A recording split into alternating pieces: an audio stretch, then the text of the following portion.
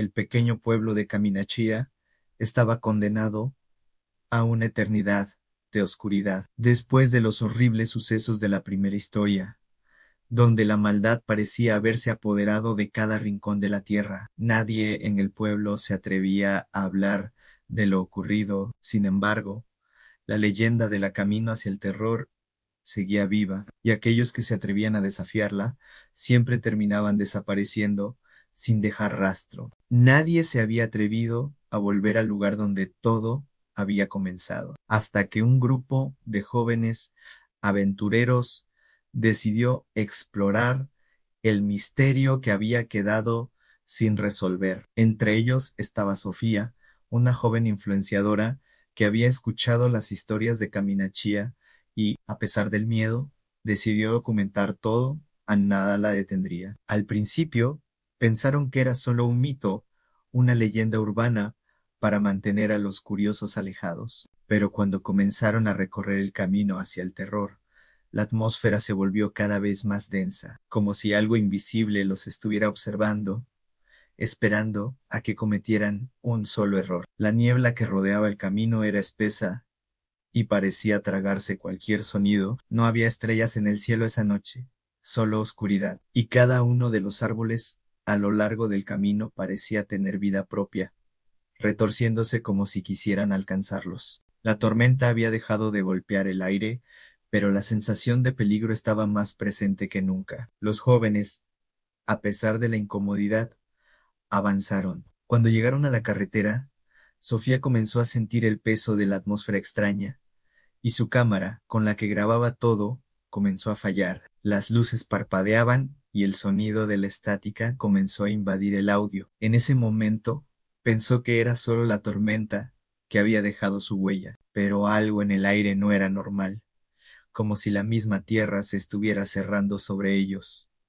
Vamos, no te asustes. Es solo un poco de niebla, dijo Javier, el líder del grupo, tratando de tranquilizar a Sofía, pero la tensión en su voz era evidente. De repente, algo extraño ocurrió en el coche.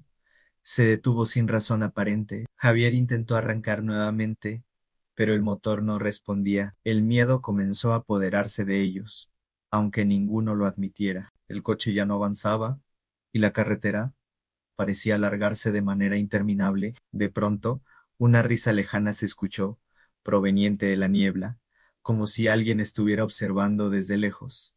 ¿Escucharon eso? Sofía murmuró, y sus compañeros la miraron, desconcertados. Antes de que alguien pudiera responder, el teléfono móvil de Sofía vibró, mostrando un mensaje extraño en la pantalla. No deberían estar aquí. Un estremecimiento recorrió el cuerpo de Sofía.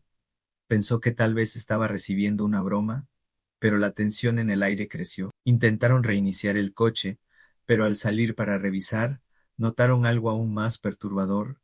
La niebla se había vuelto más densa, cubriendo la carretera, envolviendo el vehículo como si la misma tierra estuviera cerrando el paso. Esto no está bien, dijo Sofía, mirando nerviosa por la ventana, pero antes de que pudiera decir más, el teléfono sonó nuevamente. Esta vez, la voz al otro lado de la línea era diferente, Gray, susurrante y un tanto arrastrada. ¿Ya revisaste a los niños? La voz dijo, como si conociera perfectamente la situación. Sofía sintió que algo no estaba bien, y un nudo se formó en su estómago. ¿Qué diablos está pasando? Preguntó Sofía, mirando a sus amigos. Eso no es posible a la voz. Sin embargo, volvió a sonar, esta vez más fuerte, más fría. ¿Has revisado a los niños? No deberían estar aquí. El terror comenzó a invadirlos. La figura de un hombre encapuchado apareció entre la niebla, avanzando lentamente, sin hacer ruido, como si se deslizara sobre la tierra. Sus ojos brillaban con una luz roja que cortaba la niebla como cuchillos, y su presencia llenaba el aire con un peso denso y opresivo. A pesar de la oscuridad, podía sentir sus ojos observándolos, como si los estuviera siguiendo. En un intento desesperado por huir, Sofía giró el volante, pero el coche parecía moverse más lento, como si algo lo estuviera frenando desde afuera. El hombre encapuchado siguió avanzando, su figura más prominente a cada paso, hasta que desapareció en la niebla, como si se hubiera tragado el aire. Pero ellos sabían que algo no estaba bien, algo los estaba acechando. ¡Corran! ¡Corran! Gritó Javier, y todos salieron corriendo hacia la niebla, con la esperanza de encontrar algo, cualquier cosa que los sacara de ese infierno silencioso. Pero la niebla los envolvía cada vez más, y mientras avanzaban, el sonido de sus respiraciones se perdió en el aire pesado. El grupo de jóvenes ya no podía distinguir entre el suelo y el cielo. La niebla se había vuelto más densa. El sonido del viento era ahora más fuerte, como si la misma tormenta que los había seguido los hubiera atrapado en su propia condena. A cada paso que daban, algo más los seguía, acechándolos, como una sombra detrás de ellos que no podían ver. De repente, uno de ellos desapareció. Carlos, que iba al frente, se desvaneció en la niebla sin dejar rastro. Carlos. Carlos, gritó Sofía corriendo hacia el lugar donde lo había visto por última vez, pero no había señales de él. No había huellas, no había nada. El miedo y la confusión llenaron su pecho mientras el sonido de la tormenta aumentaba. Carlos, gritó Javier, pero la niebla se tragaba sus voces. Sin embargo, cuando giraron, vieron algo terrible.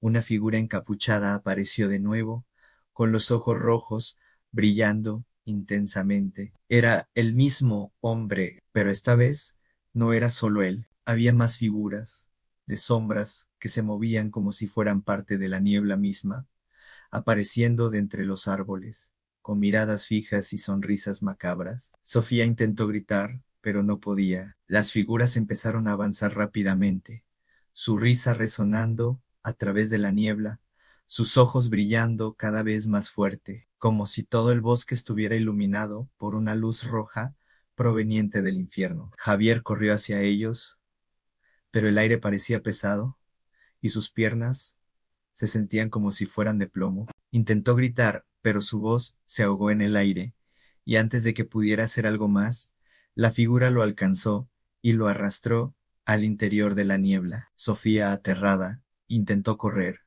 pero los susurros la rodeaban, sus voces flotando alrededor de ella, distorsionadas, llenas de desesperación.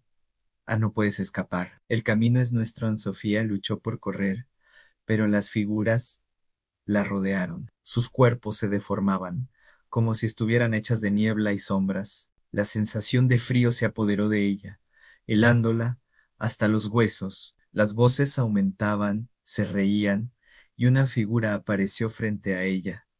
La figura del hombre encapuchado. Sofía, incapaz de moverse, lo vio acercarse lentamente, y con su aliento helado, susurró: nunca saldrás de aquí. El terror ha llegado para quedarse. En ese momento, Sofía se dio cuenta de que no había escape, no había forma de volver atrás. Los árboles y la niebla los habían engullido por completo, y las figuras no dejaban de rodearlos. El terror era palpable, y mientras la oscuridad los absorbía, Sofía, con la cámara en sus manos, grabó las últimas imágenes de sus amigos siendo devorados por las sombras. La cámara, ahora cubierta de niebla, captó las últimas palabras de Sofía mientras el mal la rodeaba. Nunca podrán salir. Caminachía lo reclama al amanecer. La niebla comenzó a disiparse lentamente, dejando atrás solo el coche vacío, con las cámaras grabando, y los ecos de sus gritos que aún resonaban en el aire. El pueblo nunca vio a esos jóvenes de nuevo, y la leyenda de Caminachía, ahora más aterradora que nunca, seguía viva.